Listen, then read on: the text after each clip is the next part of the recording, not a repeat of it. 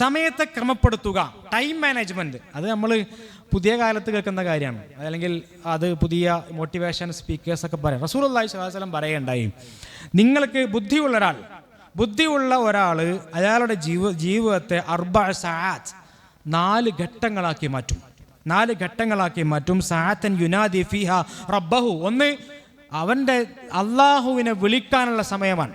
2 വസഅത്തൻ യുഹാസിബു ഫീഹ നഫ്സഹു, സ്വന്തത്തെ ആത്മവിചാരണ ചെയ്യുന്ന സമയമാണ്.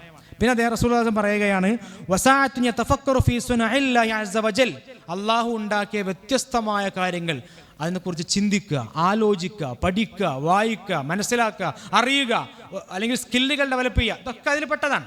പിന്നെ പറയാണ് വസഅത്തുൻ യഖ്ലു ഫീഹാ ലിഹാജതിഹി മിനൽ മത്അം വൽ മശ്റബ്, തിന്നാൻ, കുടിക്കാൻ, ഉല്ലസിക്കാനൊക്കെ സമയം മാറ്റിവെക്കുക. ഇത് റസൂലുള്ളാഹി സ്വല്ലല്ലാഹു അലൈഹി വസല്ലം നൂറ്റാണ്ടുകൾക്ക് മുമ്പ് പറഞ്ഞ ടൈം മാനേജ്മെൻറ്റാണ്.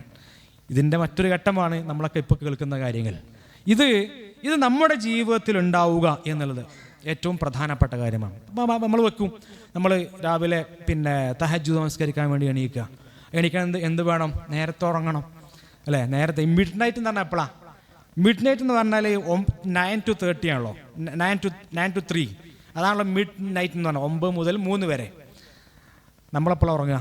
നമ്മുടെ സ്ക്രീനൊക്കെ ഓഫാക്കി, നമ്മുടെ മൊബൈൽ ഓഫാക്കി, നമ്മുടെ ആദ്യം കണ്ണടയണമെങ്കിൽ ഈ ലൈറ്റ് ഓൺ ആണോ, ഈ ലൈറ്റ് ഓഫ്, ഫോണ് അതിൻ്റെ കണ്ണടയണം. ഇതൊക്കെ കഴിഞ്ഞ് നമ്മൾ എപ്പോഴും ഉറങ്ങുക? നമ്മളെപ്പോഴാണ് തഹജ്ജുദിന് വേണ്ടി നമസ്കരിക്കാൻ നമുക്ക് എപ്പോഴാണ് കഴിവുണ്ടാവുക? നമുക്ക് സാധ്യമാകുമോ? സ്വാഭാവികമായിട്ടും. അപ്പോൾ സ്വാഭാവികമായും നമ്മൾ നേരത്തെ ഉറങ്ങുന്നു, തഹജ്ജുദ് എണീക്കുന്നു. പിന്നെ ഒരിക്കൽ റസൂലുള്ളാഹി സ്വല്ലല്ലാഹു അലൈഹി വസല്ലം പറഞ്ഞല്ലോ, റസൂൽ പറയുന്നുണ്ട്, ഒരു മുഅ്മിൻ എണീക്കുമ്പോൾ അന്ന് രാത്രി മുഴുവൻ ഉറങ്ങിയ 3 കെട്ടുകൾ ശൈത്താൻ്റെ കെട്ടാണ്, അല്ല. എണീക്കുമ്പോൾ അവൻ അള്ളാഹുവിനെ ഓർക്കുന്നു, ഹംദ് പറയുന്നു. 1ാമത്തെ കെട്ട് പൊട്ടിപ്പോവാൻ, 2ാമത്തെ കെട്ട് വുളു എടുക്കുമ്പോൾ പൊട്ടിപ്പോവാൻ, 3ാമത്തെ കെട്ട് അവൻ നമസ്കരിക്കുമ്പോൾ അതും പൊട്ടിപ്പോവാൻ. അങ്ങനെ അവൻ ആ ദിവസത്തെ ഏറ്റവും ഉന്മേഷമുള്ളവനാക്കി മാറ്റാണ്. അവൻ്റെ പ്രഭാതം മുതൽ, തുടക്കം മുതൽ അവൻ ഉന്മേഷമുള്ളവനാണ്. അതിനർത്ഥം എന്താ? സുബഹിക്ക് ശേഷം പിന്നെ ഉറക്കമല്ലാന്ന്. സുബഹിക്ക് ശേഷം പിന്നെ ഉറക്കം റസൂലിൻ്റെ സുന്നത്തിൽ ഈ ഹദീസിൽ കാണാൻ പറ്റില്ല എന്ന് പറഞ്ഞാൽ, അങ്ങനെ എന്താണ്, സമയത്തെ രാവിലെ തന്നെ ഏറ്റവും മനോഹരമാക്കി വെക്കുക.